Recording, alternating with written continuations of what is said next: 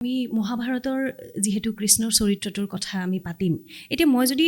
চাওঁ যে কৃষ্ণৰ যেটো জীৱন পৰিক্ৰমা মাতৃগৰ্ভত থকাৰ পৰা যদুবংশ নাশ হোৱালৈকে মৃত্যু কিন্তু কৃষ্ণৰ বাবে সহজ নাছিল সকলোখিনি দুখ কষ্ট দায় দুখ কিন্তু কৃষ্ণৰ ভাগতেই আহিছিল আমি যে বহু সময়ত আমি এনেকৈ ভাবো যে আমাৰ লগতে কিয় এনেকুৱা হ'ল আমাৰ ভাগ্যতে কিয় এইখিনি থাকিল কিন্তু আমি যদি কৃষ্ণৰ চৰিত্ৰটো চাওঁ কৃষ্ণৰ চৰিত্ৰটো সকলোখিনি আছিল মহাভাৰত সিৰিয়েলখন যেতিয়া বিআৰ চোপ্ৰাই আৰম্ভ কৰিছিল এটা নতুন ৰূপত হয় তাৰ যেটো আৰম্ভণি টিভিত দেখুৱাইছিল এটা চক্ৰ এটা হয় চক্ৰটো হৈছে সময়টো হৈছে নিয়তি এক সেকেন্ড পিছত আপোনাৰ ভাগ্যত কি ঘটিব কোনো মানুহে নাজানে ৰহস্যময় মানৱ জীৱন আকাশ যেনেকৈ ৰহস্যময় মানৱ জীৱনৰ ৰহস্যময় আৰু সেইকাৰণে আকাশৰ ৰংটো আপোনাৰ নীলা কৃষ্ণৰ গা ৰং নীলা ৰূপকৰ জ্যোতিপ্ৰসাদ আগৰৱালাই তেওঁৰ এটা গীত আছিল চাম লগাতে কোনে চন্দন পিন্ধালে ওতৰ ফুল কুমলীয়া তনু অৰ্থাৎ আকাশৰ ৰঙৰ সৈতে নীলা এই কাৰণে যে আকাশখন বৰ ৰহস্যময় মই এবাৰ দিল্লীলৈ গৈ আছিলোঁ এৰোপ্লেনত একদম আকাশখন বৰ সুন্দৰ কিন্তু হঠাৎ পাইলটে এনাউন্স কৰিলে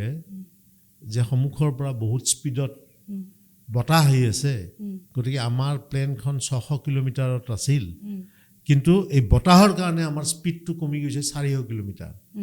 কিন্তু আপুনি চকুৰে দেখা নাই চকুৰে দেখা সকলো কথাই সত্য নহয় কিন্তু আপুনি গৰমৰ দিনত যেতিয়া ৰাস্তাত গৈ থাকে তেতিয়া আপুনি ৰাস্তাৰ সন্মুখত পানী দেখা পাব মৰিচিকা যেটো বুলি কওঁ আমি সেইটো মৰিচিকা তাৰমানে চকুৰে দেখাটো সত্য নহয়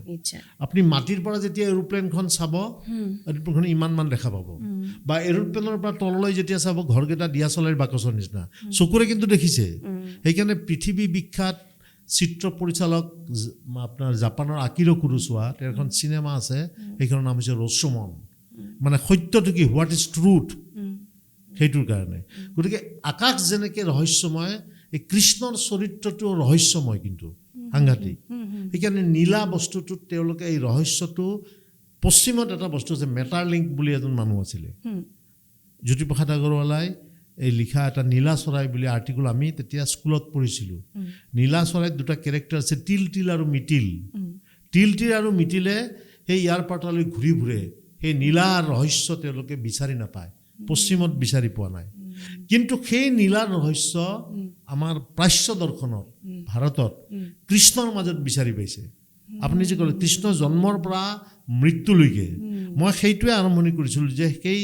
চক্ৰটো যে দেখায় তাত হৰিশ ভীমানীয়ে কৈছিল মে সময় হো মানুহ সদায় নিয়তি আৰু সময়ৰ অধীন গান্ধাৰীয়ে যে কৃষ্ণক অভিশাপ দিছিল যে তুমি মোৰ 100 পুত্ৰক মাৰিলা তুমিতো জানা তুমি কৃষ্ণ তুমিতো বিশ্বৰূপ দৰ্শন কৰিছা সব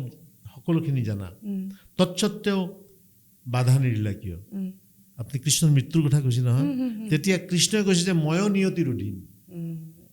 কৃষ্ণ নিয়তিৰ অধীন সময়তকৈ উৰ্ধত কোনো নহয় সেইকাৰণে কৃষ্ণৰ ব্যাধৰ হাততে মৃত্যু হৈছে গতিকে সেই ৰহস্য যিটো নীলা আকাশৰ ৰহস্য আমি কৃষ্ণৰ মাজেদি আমাৰ উপনিষদত আমি বিচাৰি পাওঁ এই যে বেদৰ পৰা বেদান্তৰ পৰা উপনিষদ সেইটো এতিয়া কি উপনিষদ মানে কি আপোনাৰ আমাৰ বহুতে আমি কৈ থাকোঁ উপ মানে হৈছে একদম ওচৰতে নি মানে হৈছে তলত সদ মানে হৈছে বহা এইটো মানে আপোনাৰ আমাৰ ৰাধাকৃষ্ণন ডাঙৰীয়া তেখেত আছিলে এজন প্ৰখ্যাত পণ্ডিত দাৰ্শনিক সেই দাৰ্শনিকে ৰাধাকৃষ্ণনে এটা কথা কৈছিল যে এইটো হৈছে হিউমেন চিভিলাইজেশ্যনৰ ফাইনেল থট বুলি কৈছিলে তেখেতে আৰু সেই উপনিষদৰ যি অৰ্থ তাক সাৰ্থক কৰি পেলাই এজন বিশ্ববিখ্যাত পশ্চিমৰ সংগীতজ্ঞই বহি আছিল মানে আপুনি গুৰুৰ চৰণত বহি শিক্ষা ল'ব লাগিব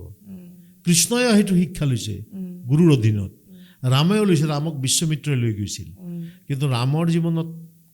এটা ৰস আছে আৰু কৃষ্ণৰ জীৱনত আছে আনন্দ সেইকাৰণে লক্ষ্মীনাথ বেজবৰুৱাই এটা গীত লিখিছিল মোক গুৰু লাগে মই প্ৰকৃত শিষ্য বিদেশে বগালো দেখে এইটো কৃষ্ণই সদায় কৈ থৈ গৈছে